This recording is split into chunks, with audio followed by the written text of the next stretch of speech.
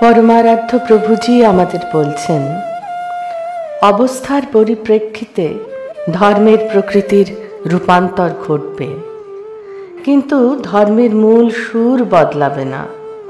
উপনিষদের ঋষিদের জীবনযাত্রা দিয়ে বিংশ শতাব্দীর শেষ ভাগের জীবনযাত্রার বিচার হতে পারে না, কারণ সে বনভূমিগত জীবন আজ আর নেই। কিন্তু ঋষিদের উপলব্ধ সত্য আজও পুনঃসত্য। পুরাতন নীতি বর্তমানের প্রয়োগচিত্রে হয়তো রং বদলাতে পারে, কিন্তু এর অন্তর্নিহিত মূল্যবোধ বদলাবে না।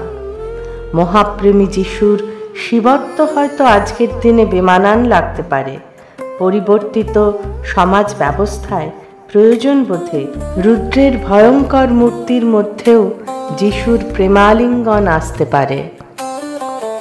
পরমারাধ্য প্রভুজিকে আমার অনন্ত প্রণাম।